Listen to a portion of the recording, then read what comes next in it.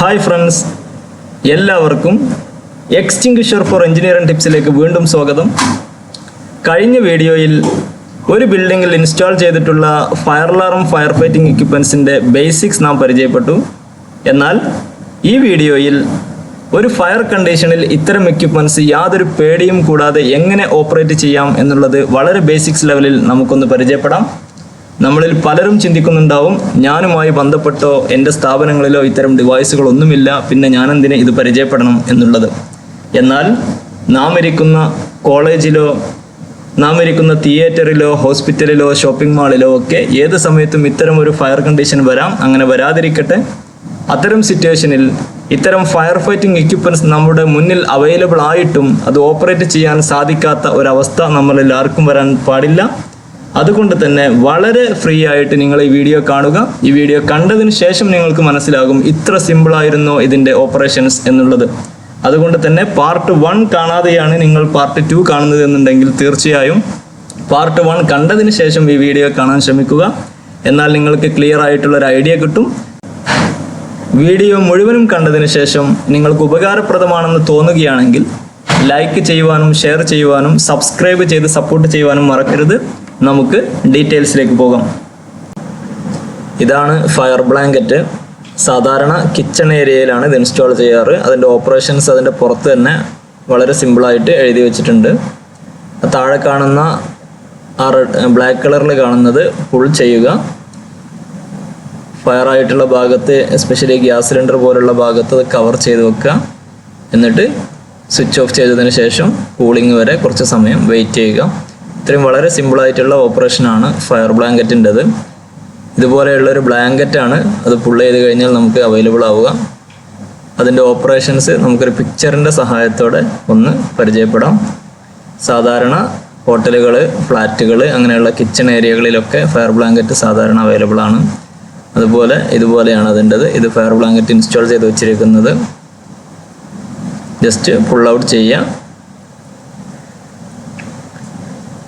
അതിനുശേഷം ഫയർ തീപിടുത്തമുള്ള ഭാഗത്ത് അത് കവർ ചെയ്ത് വെക്കുക. ഗ്യാസ് സിലിണ്ടർ എന്താണോ അത് ഓഫ് ചെയ്യണം. ഹീറ്റ് സോഴ്സ് ഓഫ് ചെയ്തിട്ട് കുറച്ച് സമയം തണുക്കുന്നത് വരെ വെയിറ്റ് ചെയ്യാം. പിന്നെ പെട്ടെന്ന് ഫയർ ഡിപ്പാർട്ട്മെൻറ്റിനെയൊക്കെ അറിയിക്കുക. എന്തെങ്കിലും എമർജൻസി ഉണ്ടെങ്കിൽ നമ്മൾ ഡ്രസ്സിലൊക്കെ ഫയർ സ്പ്രെഡ് ആയിട്ടുണ്ടെങ്കിൽ ഇതുപോലെ കവർ ചെയ്യാം. പിന്നെ ചിത്രത്തിൽ കാണിച്ചതുപോലെ റോൾ ചെയ്യാനും ശ്രദ്ധിക്കുക. കൂടുതൽ ബേണിംഗ് ഉണ്ടെങ്കിൽ, അർജൻസി ഉണ്ടെങ്കിൽ പെട്ടെന്ന് ഇൻഫർമേഷൻ പാസ് ചെയ്യാം. യൂസേജ് കഴിഞ്ഞ് കഴിഞ്ഞാൽ ഇതുപോലെ അത് ഒഴിവാക്കുകയും ചെയ്യാം. ഇനി നമുക്ക് എക്സ്റ്റിംഗ്വിഷേഴ്സിൻ്റെ ഓപ്പറേഷൻസ് ഒന്ന് പരിചയപ്പെടാം. സാധാരണ എല്ലാവരും ഇതുപോലെ പാസ് എന്നുള്ളൊരു കോഡാണ് പറയാറ്. Pull the pin, aim, squeeze and sweep. പക്ഷെ നമുക്കിതിൻ്റെ ഒന്നും ആവശ്യമില്ല. നമുക്ക് വളരെ സിമ്പിളായിട്ട് ഒന്ന് മനസ്സിലാക്കാം. Different types of extinguishers available ആണെങ്കിലും ഇതുപോലെ ഒരു സെറ്റ് എക്സ്റ്റിംഗ്വിഷറാണ് സാധാരണ എല്ലായിടത്തും കാണാറ്. ഒരു CO2 എക്സ്റ്റിംഗ്വിഷറും ഒരു ഡ്രൈ പൗഡർ എക്സ്റ്റിംഗ്വിഷറും. നോർമലി ഇതാണ് നാം എല്ലായിടത്തും ഒരു പെയറായിട്ട് കാണാറ്. ഇതൊരു ഡ്രൈ പൗഡർ എക്സ്റ്റിംഗ്വിഷറാണ്. ഇതിനകത്ത് ഡ്രൈ കെമിക്കൽ പൗഡറാണ് ഉണ്ടാവുക. ഇത് CO2 എക്സ്റ്റിംഗ്വിഷറാണ്. ഇതിനകത്ത് കാർബൺ ഡൈ ഓക്സൈഡാണ് ഉണ്ടാവുക. നമുക്കതിൻ്റെ ഓപ്പറേഷൻസ് ഒന്ന് പരിചയപ്പെടാം. ഇത് കാർബൺ ഡൈ ഓക്സൈഡ് ആണ്. കാർബൺ ഡൈ ഓക്സൈഡ് തന്നെ നോർമലി 2-3 ടൈപ്പ് കാണാറുണ്ട്. 2 kg എക്സ്റ്റിംഗ്വിഷറാണ് സാധാരണ കിച്ചൺ ഷോപ്പ് ഏരിയകളിലൊക്കെ കാണാറ്. എന്നാൽ 5 kg എക്സ്റ്റിംഗ്വിഷറും 5 kg വെയിറ്റ് ഉള്ളതും കാണാറുണ്ട്. അതുപോലെ ട്രോളീസൊക്കെ കാണാറുണ്ട്. ഇതൊരു 5 kg എക്സ്റ്റിംഗ്വിഷറാണ്. നമ്മുടെ കോഡിൽ പറഞ്ഞതുപോലെ, പാസ് എന്നുള്ളതിൽ പറഞ്ഞതുപോലെ ഈ കാർബൺ ഡൈ ഓക്സൈഡിൻ്റെ ഓപ്പറേഷൻസ് നമുക്കൊന്ന് പരിചയപ്പെടാം. ഫസ്റ്റ് P എന്നുള്ളത് പുൾ ദി സേഫ്റ്റി പിന്നാണ്. ഇതിൻ്റെ സേഫ്റ്റി പിന്ന് ഞാനൊന്ന് പരിചയപ്പെടുത്താം. ഇതാണ് ഇതിൻ്റെ സേഫ്റ്റി പിന്ന്. അത് നമുക്ക് വളരെ സിമ്പിളായിട്ട് ഒന്ന് വലിച്ചാൽ അത് ഇളകിപ്പോരുന്ന ഒരു കണ്ടീഷനിലാണ് ഉണ്ടാവുക. അത് സേഫ്റ്റി പിന്ന് പുൾ ചെയ്യുക. എന്നിട്ട് ഇതാണ് അതിൻ്റെ നോസിൽ. നമ്മുടെ ഫയറിൻ്റെ ബേസ് പോയിന്റിലേക്ക് എയിം ചെയ്യുക. അതാണ് എയിം. പാസിലുള്ള P-യും ആയി, A-യും ആയി. ഇനി നമുക്ക് ബാക്കിയുള്ളത് സ്ക്യൂസ് ആൻഡ് സ്വീപ്പാണ്. ഇതുപോലെ പിന്ന് വലിച്ചതിന് ശേഷം വളരെ സ്ലോലി സ്ക്യൂസ് ചെയ്യാം. അതിനകത്ത് ഗ്യാസ് പ്രഷർ ചെയ്തിട്ട് വെച്ചതാണ്. അത് വളരെ പെട്ടെന്ന് സ്ക്യൂസ് ആവും.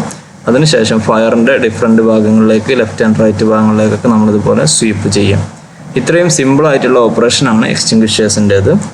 ഇതുപോലെ തന്നെ നമുക്ക് ഡ്രൈ പൗഡറിൻ്റെ ഓപ്പറേഷനും പഠിക്കാം. അതും സെയിം ആണ്. അതിൻ്റെ പുറത്ത് വളരെ സിമ്പിളായിട്ട് എഴുതി വെച്ചിട്ടുണ്ട്. അതിൻ്റെ നോസിൽ മാത്രം ചെറിയൊരു ചേഞ്ച് ഉണ്ടാവും. അതുപോലെ ഇതിൻ്റെ പ്രഷർ കാണിക്കാൻ വേണ്ടി ഒരു പ്രഷർ ഗേജും ഉണ്ടാവും. അത് ഗ്രീൻ കളറിലാണെങ്കിൽ പ്രഷർ ഓക്കെയാണ്. ഇതിൻ്റെതും ഇതുപോലെ pull the safety pin, then നമ്മളതിൻ്റെ നോസിൽ ഫയറിൻ്റെ ഭാഗത്തേക്ക് എയിം ചെയ്യാം. ഇതാണ് അതിൻ്റെ നോസിൽ ഫയറിൻ്റെ ഭാഗത്തേക്ക്, ഫയറിൻ്റെ ബേസ് പോയിന്റിലേക്ക് എയിം ചെയ്ത് പിടിക്കാം. പിന്നെ നമ്മൾ പറഞ്ഞതുപോലെ പിന്നെടുത്തതിന് ശേഷം സ്ക്യൂസ് ആൻഡ് സ്വീപ്പ്. ഇനി ഇവിടെ നാം ശ്രദ്ധിക്കേണ്ട ഒരു കാര്യം, ഡിഫറെൻറ്റ് ടൈപ്പ് ഓഫ് ഫയറുകൾ, ക്ലാസിഫിക്കേഷൻസ്, എക്സ്റ്റിങ്ക്വിഷേഴ്സ് ഒക്കെ നാം കോമൺലി കേൾക്കാറുണ്ട്. Class A, class B, class C എന്നിങ്ങനെയൊക്കെ പറഞ്ഞിട്ട്. അത്തരം ഡീറ്റെയിൽസിലേക്കൊന്നും നാം ഇപ്പോൾ പോകുന്നില്ല. നമ്മളിപ്പോൾ വളരെ സിമ്പിളായിട്ട് ബേസിക് ലെവലിൽ ഇതെങ്ങനെ മനസ്സിലാക്കാം എന്ന് മാത്രം ഞാൻ പറയാം. നമ്മൾ മനസ്സിലാക്കേണ്ടത്, ഇതുപോലുള്ള ഡ്രൈ പൗഡർ എക്സ്റ്റിങ്ക്വിഷറിൻ്റെ അകത്ത് ഡ്രൈ കെമിക്കൽ പൗഡറാണ് പ്രഷർ ചെയ്ത് വെച്ചിട്ടുള്ളത്. അതുപോലെ CO2 എക്സ്റ്റിങ്ക്വിഷറിനകത്ത് CO2 ഗ്യാസ് ആണ്, കാർബൺ ഡൈ ഓക്സൈഡ് ഗ്യാസ് ആണ് പ്രഷർ ചെയ്ത് വെച്ചിട്ടുള്ളത്. അതുകൊണ്ട് തന്നെ നമ്മുടെ ഒരു ഫയർ കണ്ടീഷൻ ഇൻസൈഡ് ബിൽഡിങ്, അതല്ലെങ്കിൽ കിച്ചൺ ഏരിയ, ഇലക്ട്രിക്കൽ ഫയർ, അതുപോലുള്ള ഇലക്ട്രോണിക്സ് അപ്ലയൻസസിൽ അങ്ങനെയൊക്കെ വരികയാണെങ്കിൽ നാം പ്രിഫർ ചെയ്യേണ്ടത് CO2 എക്സ്റ്റിങ്ക്വിഷറാണ്. കാരണം ഡ്രൈ കെമിക്കൽ പൗഡർ നമ്മൾ ഉപയോഗിക്കുകയാണെങ്കിൽ അതിൻ്റെ യൂസ് ചെയ്തതിന് ശേഷമുള്ള വേസ്റ്റ്, അപ്ലയൻസസ് ഡാമേജ് ആവാനുള്ള സാധ്യത ഒക്കെ വളരെ കൂടുതലാണ്. അത്തരം ഇൻസൈഡ് ഏരിയകളിൽ ഫയർ കണ്ടീഷൻ വരികയാണെങ്കിൽ നാം പ്രിഫർ ചെയ്യേണ്ടത് CO2 എക്സ്റ്റിങ്ക്വിഷറാണ്. കാർബൺ ഡൈ ഓക്സൈഡ് നമ്മുടെ ഔട്ട്സൈഡ് ഏരിയകളിലോ അതല്ലെങ്കിൽ വീടിന് പുറത്തോ വെളിയിലോ അങ്ങനെയുള്ള ഭാഗങ്ങളിലൊക്കെ, ഓപ്പൺ ഏരിയകളിലൊക്കെ ഫയർ കണ്ടീഷൻ വരികയാണെങ്കിൽ അത്തരം ഏരിയകളിൽ നാം ഒരിക്കലും CO2 എക്സ്റ്റിങ്ക്വിഷർ പ്രിഫർ ചെയ്യാതിരിക്കുക. കാരണം നമുക്കറിയാം എയർ ഫ്ലോയുടെ കൂടെ ഈ ഗ്യാസും അങ്ങ് പോവുകയും നമ്മുടെ എക്സ്റ്റിങ്ക്വിഷൻ പർപ്പസ് നടക്കാതിരിക്കുകയും ചെയ്യും. അത്തരം ഏരിയകളിൽ നാം പ്രിഫർ ചെയ്യേണ്ടത് ഡ്രൈ കെമിക്കൽ പൗഡർ എക്സ്റ്റിങ്ക്വിഷറാണ്. പിന്നെ അതിന് കുറേ ക്ലാസിഫിക്കേഷൻസും, ഫയറിൻ്റെ ക്ലാസിഫിക്കേഷൻസും, class A, class B, class C അങ്ങനെയുള്ള ക്ലാസിഫിക്കേഷൻസൊക്കെ നമുക്ക് വരും വീഡിയോസിൽ ഡിസ്കസ് ചെയ്യാം. Different types of extinguishers available ആണ്. CO2 extinguisher, dry powder extinguisher, foam extinguisher, water extinguisher, wet chemical system, wet chemical extinguisher, അങ്ങനെ ഒരുപാട് എക്സ്റ്റിങ്ക്വിഷേഴ്സ് അവൈലബിൾ ആണ്. അത്തരം ഡീറ്റെയിൽസിലേക്കൊക്കെ നമുക്ക് വരും വീഡിയോസിൽ കടക്കാം. ഇവിടെ നാം ശ്രദ്ധിക്കേണ്ട മറ്റൊരു കാര്യം, ഫയർ എക്സ്റ്റിങ്ക്വിഷേഴ്സും ഫയർ ബ്ലാങ്കറ്റും ഒക്കെ നാം ഉപയോഗിക്കേണ്ടത് ഒരു ഫയർ കണ്ടീഷൻ്റെ സ്റ്റാർട്ടിംഗ് സ്റ്റേജിലാണ്.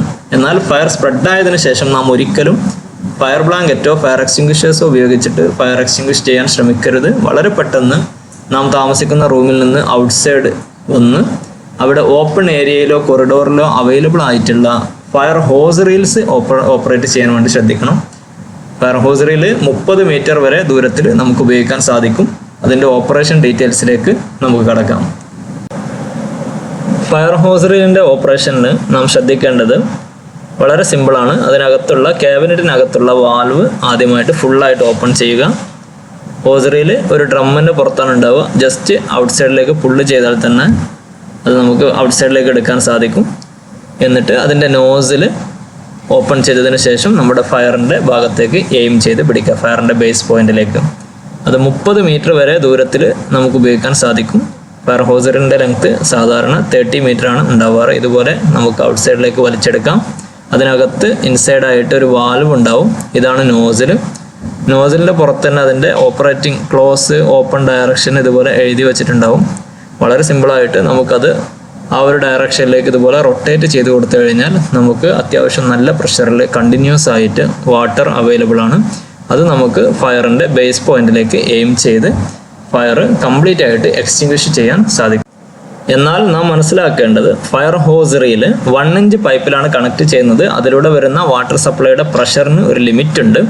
ഫയർ സ്പ്രെഡ് ആയിട്ടുണ്ടെങ്കിൽ ഒരിക്കലും നാം ഫയർ ഹോസ് റീൽ വെച്ചിട്ട് ഫയർ എക്സ്റ്റിങ്ക്വിഷ് ചെയ്യാൻ ഒരിക്കലും ശ്രമിക്കരുത്. വളരെ പെട്ടെന്ന് ബിൽഡിങ്ങിൻ്റെ ഔട്ട്സൈഡിൽ വന്നിട്ട് ഇതുപോലെ ഫയർ ഹൈഡ്രന്റ് അവൈലബിൾ ആണെങ്കിൽ 3-4 ആളുകൾ കൂടിയിട്ട് ഫയർ ഹോസ് സപ്പോർട്ട് ചെയ്ത് എക്സ്റ്റിങ്ക്വിഷ് ചെയ്യാൻ ശ്രമിക്കുക.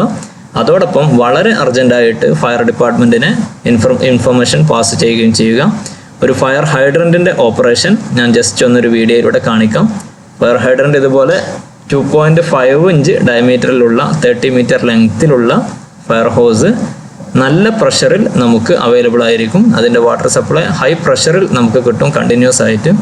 അതിൻ്റെ ഓപ്പറേറ്റിംഗ് കിറ്റും അതിൻ്റെ ഹോസും കാര്യങ്ങളും ഒക്കെ അതിൻ്റെ തൊട്ടടുത്ത് തന്നെ ഫയർ ഹോസ് ക്യാബിനറ്റിൽ ഇതുപോലെ ഇൻസ്റ്റാൾ ചെയ്ത് വെച്ചിട്ടുണ്ടാവും. നമുക്ക് അതിൻ്റെ കണക്ഷൻ 3-4 ആളുകൾ കൂടിയിട്ട് കണക്ട് ചെയ്ത് ഫയർ ഡിപ്പാർട്ട്മെൻറ്റ് വരാൻ ഡിലേ ആവുകയാണെങ്കിൽ അതിൻ്റെ മുന്നായിട്ട് ഫയർ ഹൈഡ്രൻ്റ് അവൈലബിൾ ആയിട്ടുള്ള സൈറ്റ് ആണെങ്കിൽ ഇതുപോലെ ഓപ്പറേറ്റ് ചെയ്യാൻ സാധിക്കും. അതിൻ്റെ വാട്ടർ പ്രഷർ ടെസ്റ്റ് ചെയ്യുന്നത് അതിൻ്റെ ഒരു പ്രഷർ കാണിക്കാൻ വേണ്ടി മാത്രം ഞാനൊന്ന് കാണിക്കാം. ഇതുപോലെ ഹൈ പ്രഷറിൽ ഫയർ ഹൈഡ്രൻറ്റിലൂടെ നമുക്ക് വാട്ടർ സപ്ലൈ അവൈലബിൾ ആയിട്ടുണ്ടാവും. ഇത്രയൊക്കെയാണ് നാം ബേസിക്കലി ഫയർ ഫൈറ്റിംഗ് എക്യുപ്മെൻസിനെ കുറിച്ച് അറിഞ്ഞിരിക്കേണ്ട കാര്യങ്ങൾ. ഇനി ഇതുമായി കണക്ട് ചെയ്ത് വെച്ചിട്ടുള്ള fire pump, control panels, manual call point, അങ്ങനെയുള്ള ഒരുപാട് കാര്യങ്ങളുണ്ട്. അത്തരം ഡീറ്റെയിൽസിലേക്കൊക്കെ നമുക്കിനി വരും വീഡിയോസിൽ കടക്കാം. Anyway, thank you for watching.